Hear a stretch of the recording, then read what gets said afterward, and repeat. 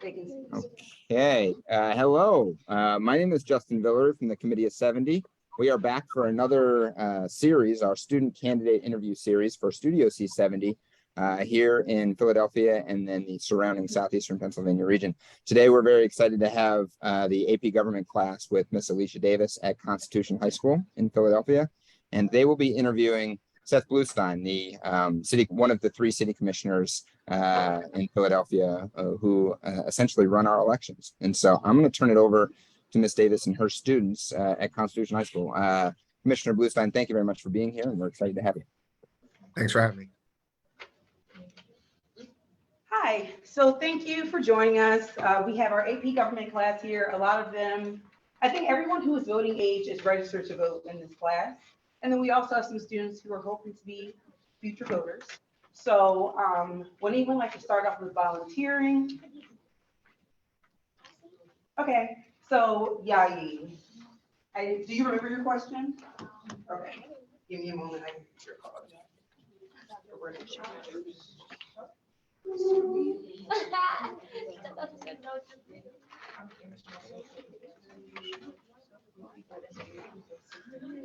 Is your card in?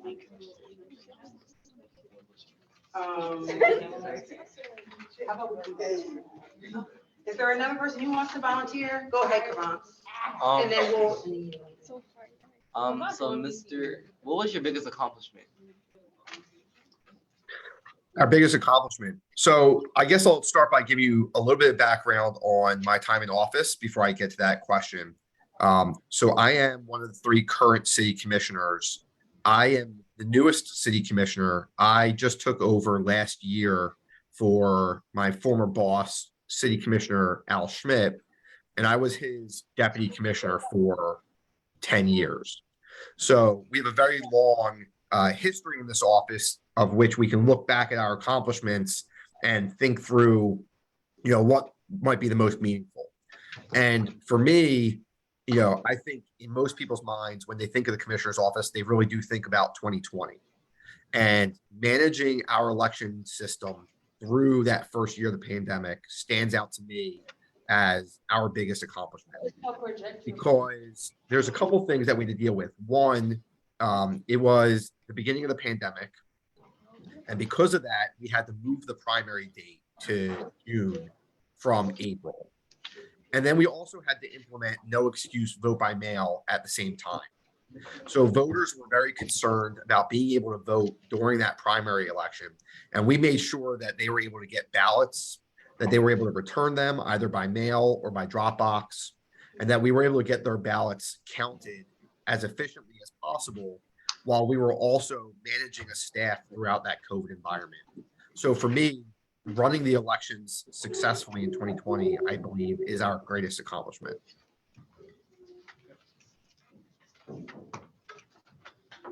So I believe Fadila, you wanted to go next, and then we'll come back to Yayi. So just use the loud voice so they can hear you.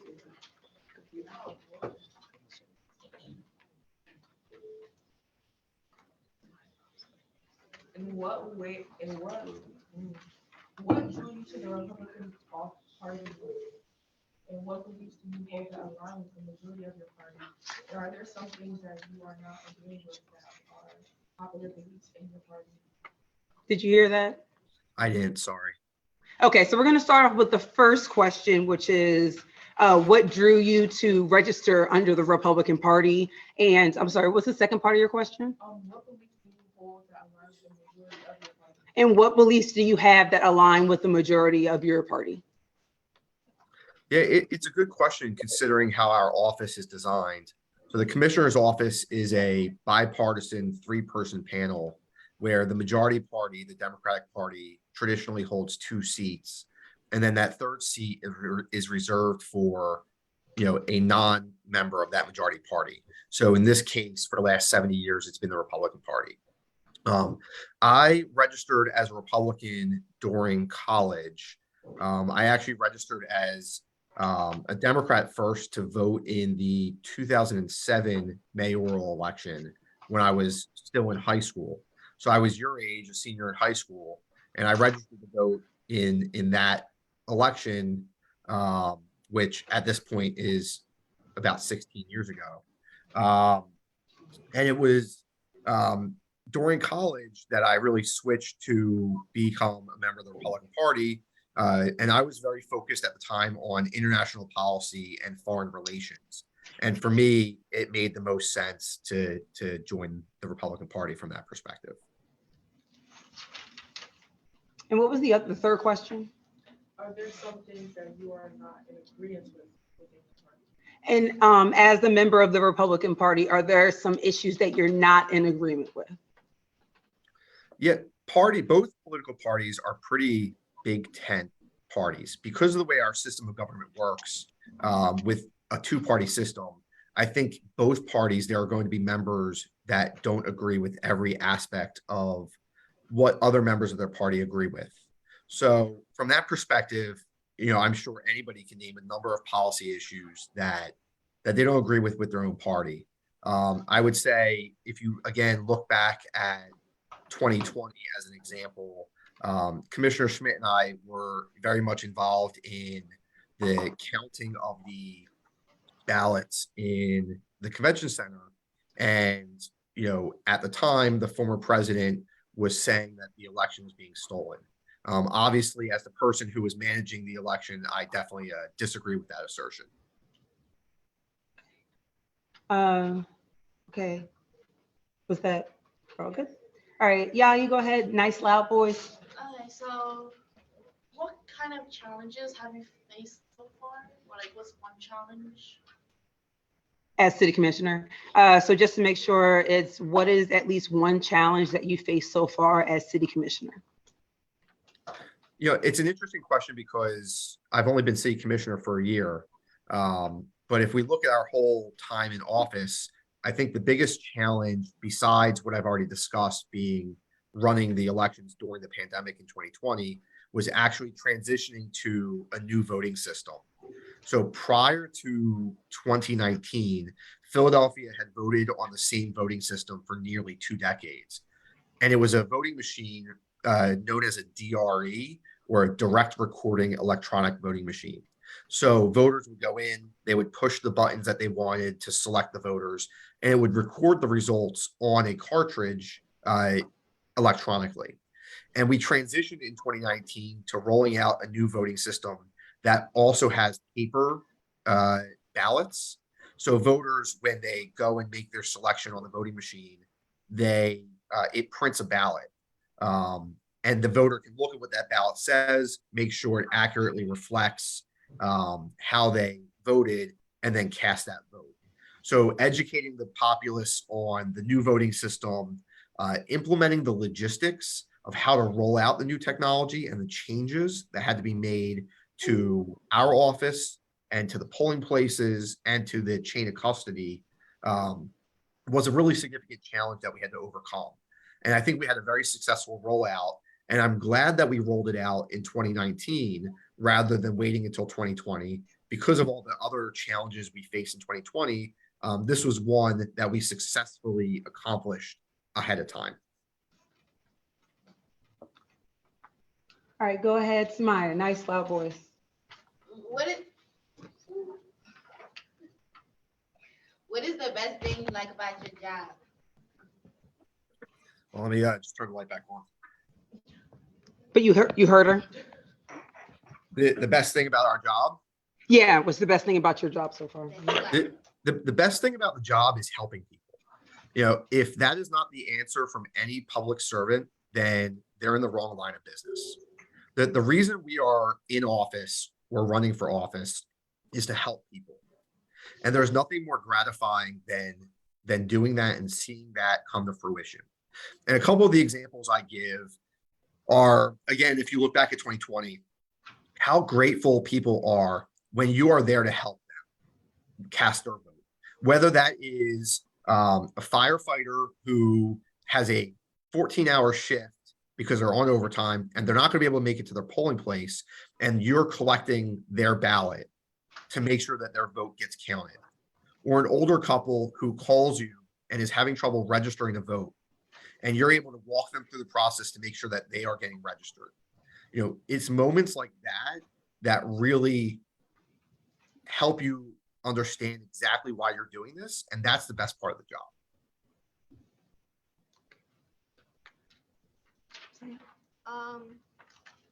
Do you like, do you inspire to produce more resources? And if you do, what would they be for the city? Yeah, we did. And one of our biggest accomplishments as commissioner this past year was expanding language access for LEP voters, which are limited English proficient voters. So by federal law, the commissioner's office has to provide all of its resources in English, Spanish, and Chinese. And that's based off of census data. But for me, that wasn't enough because there are a lot of voters in Philadelphia who don't speak English as their first language, but also don't speak Spanish or Chinese. And providing information to them, we were able to triple the number of languages that we made information available in.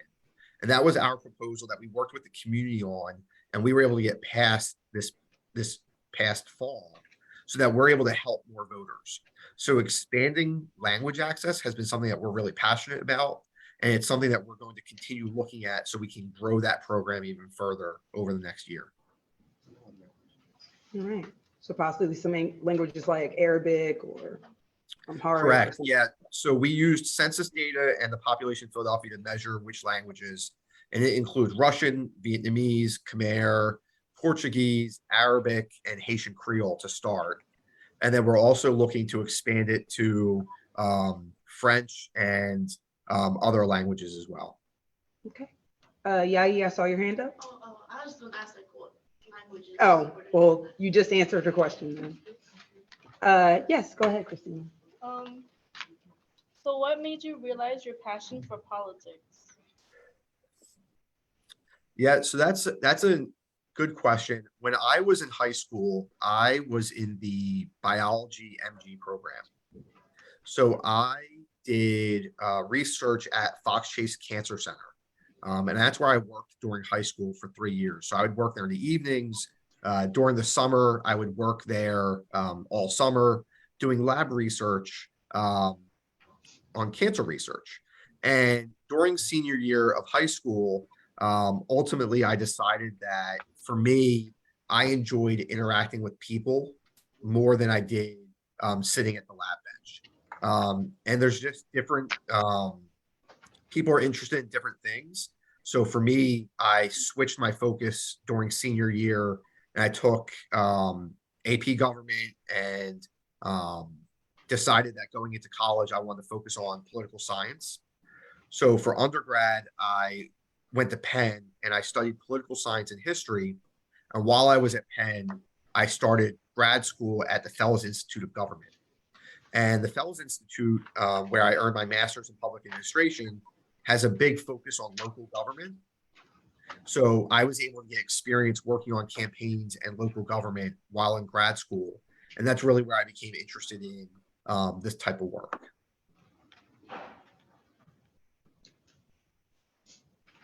Volunteers. All right, go ahead. What is your main goal as city commissioner? So my main goal as city commissioner is what I believe everyone's goal should be if they are serving or running for city commissioner, which is making sure that every eligible Philadelphian is able to register to vote and that every registered voter has the opportunity to have their voice heard. That is the role of this office. It is to manage the election apparatus to make sure that we are running fair, secure, and accessible elections for every single Philadelphian. And that's what we work towards every single day. All right, go ahead. How do you manage to make the voting process more effective? More what, sorry? Effective. Effective. Yeah.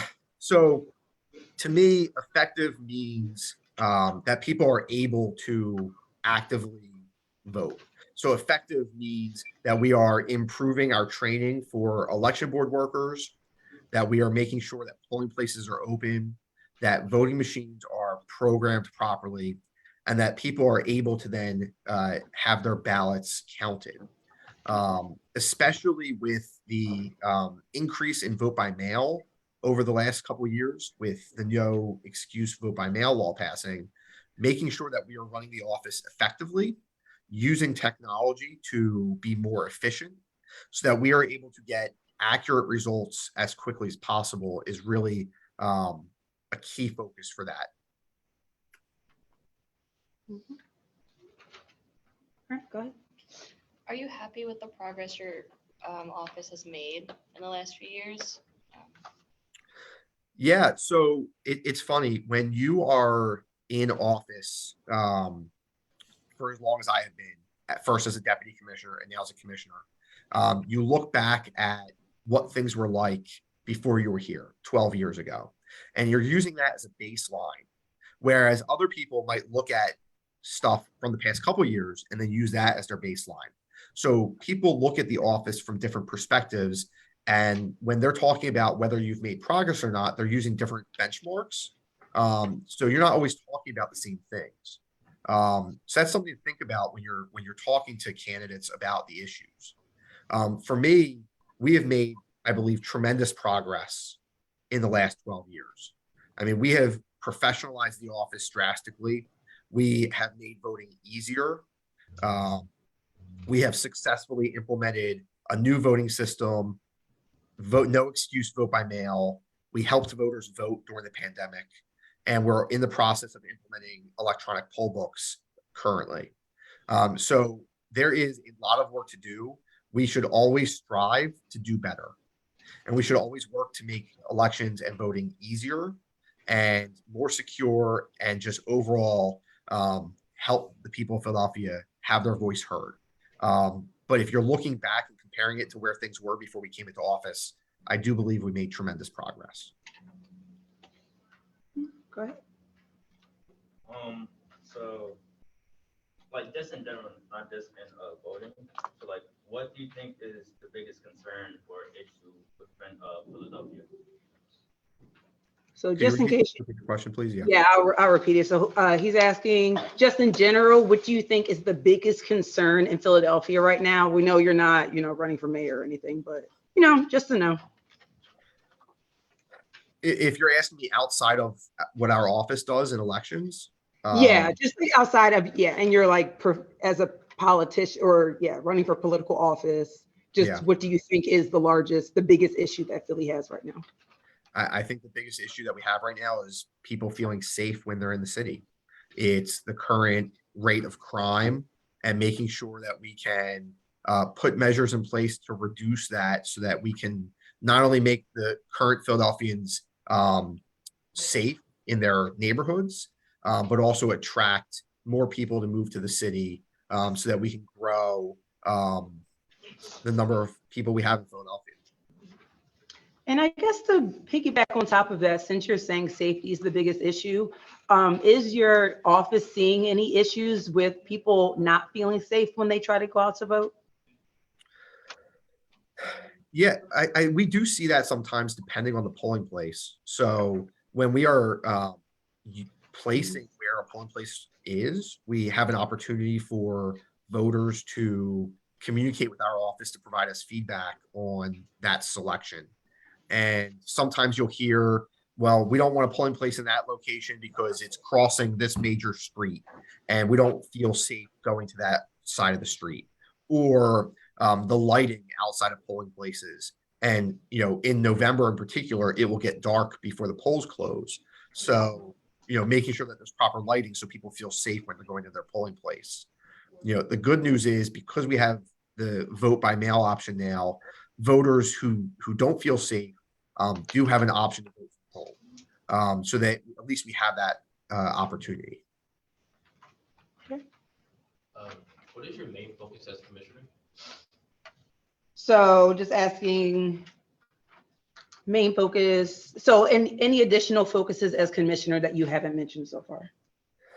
Yeah, so beyond the first and foremost responsibility of managing a city department and making sure that the operations are functioning, something that we have been focused on that I believe is fairly unique to our office is transparency in election data and information. So when we first came into office, we implemented in 2013 a new website, which made election information much more available to the public than it had ever been before. And over the last year, we've subsequently done an upgrade to that website. So we are now on version 2 of that project. So between that and using social media to provide information to people about voting patterns and how to vote, that transparency is so important, because if you keep that information only for certain individuals, then you're not really creating a fair playing field for every single voter to have the same opportunity and information to be able to vote. And that's something that we really care about. Okay, Ethan, you wanted to go next? And this was kind of piggybacking off one of the earlier questions about safety in Philadelphia. There's a large homeless population in the K&A area, which one of the newest and more popular drugs is called Tranq, which is considered a zombie drug because it actually rots the flesh off of the user. Like, is there any idea that you know how to tackle that? Or? Well, I mean, that's not really in his wheelhouse though, because he only handles voting.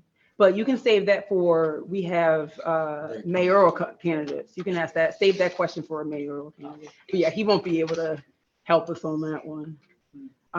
But save it. It's a good one. Go ahead. How's your voting process going? Campaign process going so far? Good. So we are lucky to not have a primary opponent. So we are focused right now on preparing for the general election. So that is an advantage that we have that not every candidate has. So that is, we're very fortunate for that. So, sorry, just to clarify. So what happens in the general election is you'll be running against the Democratic or No, third so party? the way this office works. Yeah, is- I think we need a better understanding of that. Yeah. So there are 2 Democratic commissioners right now, Chairwoman Lisa Dealey and Vice Chair Omar Sabir. And they are also unopposed in their primary. So from the Democratic Party and Republican Party perspectives, all 3 incumbent commissioners are unopposed. Okay. In the general election, only 3 commissioners can get elected. So the Working Families Party plans to run a candidate for commissioner. So there will likely be 4 candidates on the ballot for 3 positions. Okay. Because Philadelphia is a majority Democratic city and the registration numbers the way they are, the reality is that Commissioner Dealey and Commissioner Sabir will get reelected as the 2 Democratic nominees for commissioner, which means that 3rd seat essentially comes down to a race between me and candidate from the Working Families Party. Okay, and that's good to know, because so knowing that he is, like, the campaign is to make sure that he has support from voters in November. I know Zion, actually, how about I do Evan first, because he hasn't asked a question, and then I'll come back to you, Zion. Go ahead. What ultimately made you decide on running for city commissioner? All right, so what made you run again? So why did you make your decision to run again for city commissioner? Yeah, that question was one of the first questions posed to me when I was interviewing for the appointment to fill the vacancy when former Commissioner Schmidt left for office. And it's a good question because with everything we dealt with in 2020 and we received for our work managing the election process in that general election, we received harassment and death threats. We had to have a police presence outside of my home to protect my wife and my kids. So it's an important question of why would you run or why would you even want to hold this seat after just experiencing that? And what it comes down to is a desire to be here for the voters of Philadelphia. I do believe with our experience in office for the last 11 years and the need to have a truly bipartisan Board of Elections, that we need to run for this office to be here for the voters of Philadelphia. And we will see, how that plays out in November. But it comes just from a deep desire to serve. And that's why we're running. Okay.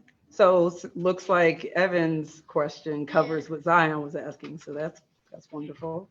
Anyone else have questions? Oh, yes. I'm sorry, Samaya, you had a follow-up.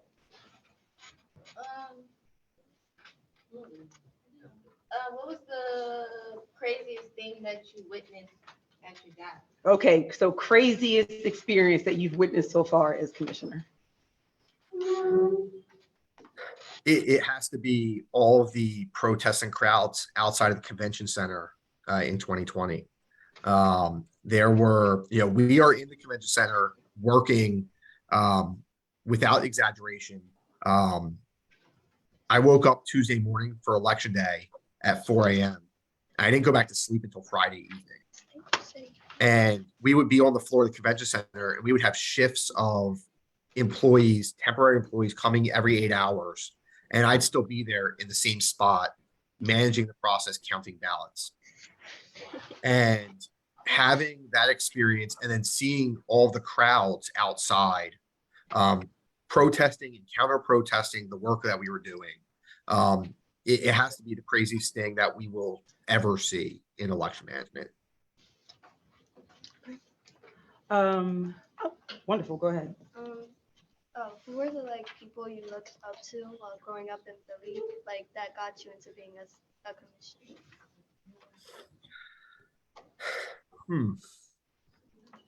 So I would say, my former boss, Al Schmidt, is somebody I really look up to. He is not just a friend, but he was a mentor for me, even before I started working for him. Just getting to know him and seeing his work ethic and interest in revitalizing a two-party system in Philadelphia, and the way he handles himself when interacting with both friends and opponents is something that really inspires me to do better. And I think that there's always room to improve, not just the office that you're serving in, but as a person. Nobody is perfect or complete, and we have to wake up every day working to do better. And Al is an inspiration for me from that perspective. Any last questions?